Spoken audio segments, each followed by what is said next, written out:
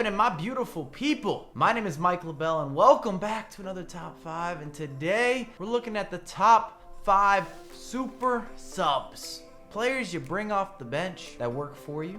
Or unfortunately, if you've been matched up against them, you know it's going to be difficult to close out. Men that are influential, that are often seen as substitutes versus being starters. Sometimes that's due to nationality or the league that they're a resident in, or just the build of the player. He fits better as someone that you want to bring off the bench, and he's embraced that role almost like a 6-man in basketball. You know exactly what you're gonna get, and it allows you to change the pace of a matchup. If you enjoy the content and you want to see more of these top 5 videos, make sure to drop a thumbs up, and in the comments let me know what future top 5 would you like to see. If I use your suggestion, as always, it'll be popping up on screen somewhere. And I want to know the 5 players that strike a little bit of fear, maybe some concern. When you witness your opposition making substitutes, what 5 players do you not want to see? Which ones strike a little bit of fear? Maybe some concern deep down. You know the FIFA gods aren't always on your side when you see blank. Fill in those blanks. We can go back and forth, have some discussion points. I've got honorable mentions.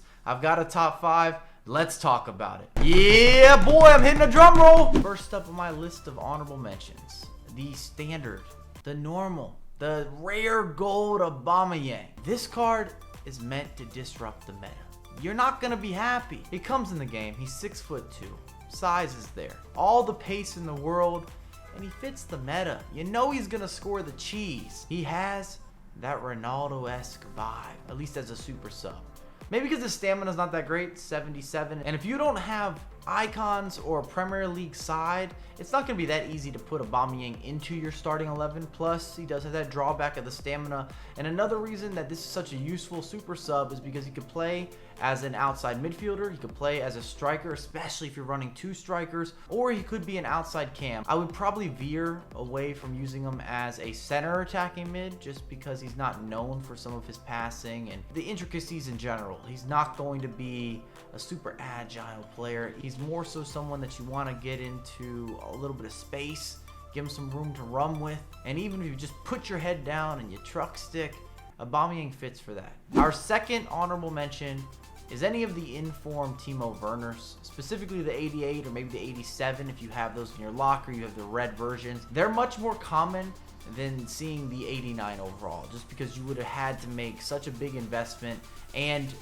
the fact that you could have packed one of the other Timo Werners. Werner, the burner, is similar to Aubameyang, that he has that pace, and that he's able to play as an outside midfielder, an outside attacking mid, or a striker, especially in the 2-striker setup. If you can hit those little 1-2s, this guy will get in behind. He's ready to receive a through ball. He finishes for breakfast. He finishes for lunch. He's gonna finish for dinner. His only downfall is 3-star skill moves. So he's got to be one of those players that is built to be direct, and he's not bad in the air. It's not someone that's gonna let you down. I wouldn't go as far as saying that he's stellar in the air, but as a super sub, he's meant to be. When every player on the pitch is at full speed, you just don't seem to maximize Timo Werner. But after 45 minutes, bring him in at halftime, this is a god card. Last of the honorable mentions, 91 Leroy Sané. And I know, I realize, not cheap. And I'm bringing these players up in this discussion because these are the guys that I see my opposition subbing in, or I've experienced using them, or maybe even a mix of both. And you have to remember, weekend league teams are looking mighty strong. People that have been playing all year, they've put a lot of money into the game, or a lot of time, or maybe, once again, some sort of potion in the ocean with the motion, where they've mixed in a little bit of both time and money. They've built a good team is the point that I'm trying to make, so people can't afford some of these more expensive players. Maybe they did an SBC even, and then they get stuck with this guy and they don't know how to use him. He's no longer a starter, and then he becomes a super sub. That doesn't apply to the 91 Leroy Sané, but I'm just bringing that up. He's one of the fastest players in the game, so naturally if you bring him off your bench, he's going to absolutely obliterate the competition. He's going to be steps ahead. He's got good size. He'll be able to shake off a couple tackles, and he's just made for sweaty goals. He can be your layoff man. Quality finishing as well. Moving into the top 5, and these aren't necessarily in order, and we're gonna get started with flashback IBRAHIMOVIĆ.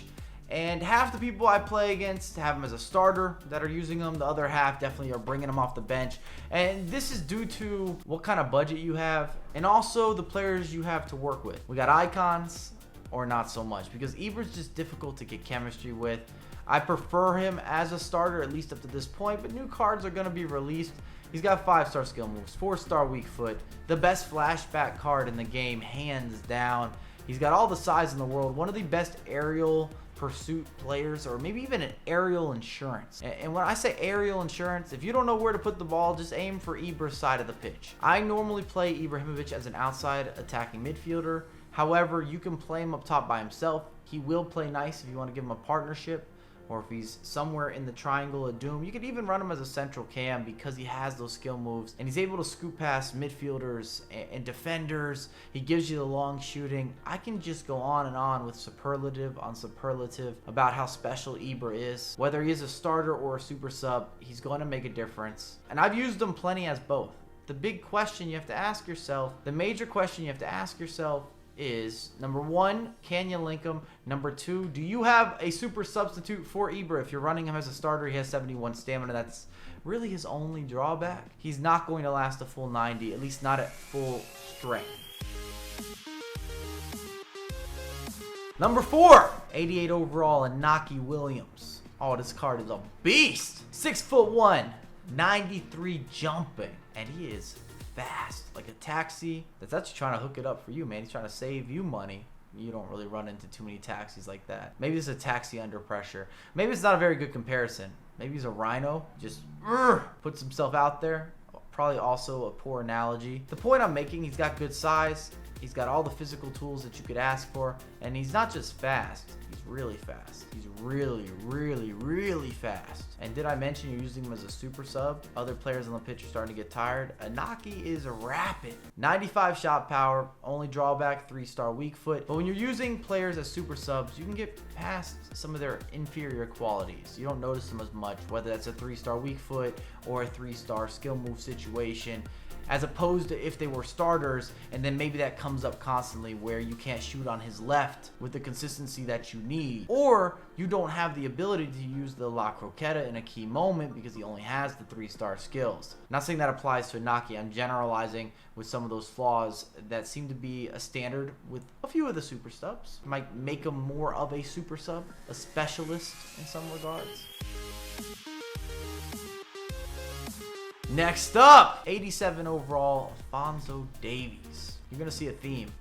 All of these men in the countdown can run. I say that, but Ibra's not necessarily known for his pace. He gives you a lot more, but the majority of the players, they're going to be able to turn where they have that maestro trait. They can wiggle left, they can wiggle right, they can attack space, and they're able to gain ground. They're able to create additional separation. It's no difference for ALPHONSO Davies. He's so damn fast. He's everywhere on the pitch. Not a bad defender either. And you might play devil's advocate and say, Mike, why does it matter about his defensive duties? Well, if you're pressing, it's not a negative.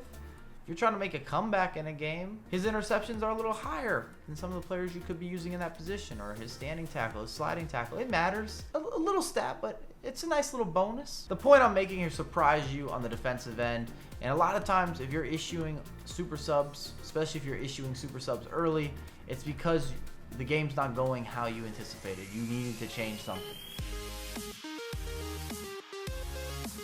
At the number 2 position, my best super substitute of the year is in-form Felipe Anderson.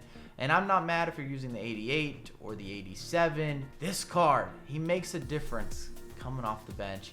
And I've tried him as a starter. He's so much better as a substitute. I don't know if he just needs players to be a little more tired, or if you notice him more potentially as a sub, or he just gets a step quicker. I'm not sure. Maybe his size doesn't come into consideration as much. He's 5'9". He's not that small. He just feels like Messi if he was right-footed. And he also has the weak foot, 99 shot power, 99 long shots. He can shoot from anywhere. And his intricate touches and his first touch that never lets you down, it's so reliable. And if you've watched me live stream, then you've seen me score with Felipe Anderson in big moments on big moments on big moments. And the same with his layoffs, his ability to create, his passing, his facilitation. It's as if he has an extra eye when he's looking for the through ball or putting the ball out into space. Just wonderful. Anderson has the details and is deceptive, and I just love this card. I score all sorts of different types of goals, and more importantly, he changes the dynamic of the match. And when you're making a sub, that's what you want. Obviously, something wasn't flowing perfectly. Otherwise, you wouldn't have brought in someone off your bench. You would have left it alone because you were just winning by so many goals and you had complete control. The point I'm making, I rate Felipe Anderson. Highly recommend this card. He has a decent chance at a team of the season. If that card comes out, it's going to be a beast. And at number 1, we have headliner Lozano. I hate Chucky Lozano. He should run for president. This is one of those substitutes that my opponents make all the time. And FIFA must love Chucky because he punishes me time and time again. I'm so tired and frustrated when it comes to conceding headers. This man scoring headers at 5'9". Corner kicks, not a problem. Rebounds, he's there. Is he fast? Skill moves on deck. As the time ticks on, he just gets better and better and better. He comes in the 60th. You're like, all right, I think I could deal with him. 70th. Oh, he's starting to impact things a little bit more. 80th. You can't do anything against this man. Every bounce back goes to Lozano. 90th minute. You know you're going to concede. Doesn't matter the situation. Doesn't matter the scenario. Lozano is built to be a problem in FIFA, and it has not changed. In FIFA 19, I hate this card because I refuse to use Lozano off my bench, and he's a predator. Smells blood. And he's a predator. He smells blood or tastes blood or knows that you're weak. If you second guess, Lozano does not second guess. I would love to know the stats on how many goals or assists I've given up to Lozano as a super sub. That dangerous of a card. No doubt about it. That's my Lozano rant. If you lovely folks have enjoyed the video, please drop a thumbs up. Let's talk about everything in the comments, and I have a lot more content coming for you ASAP.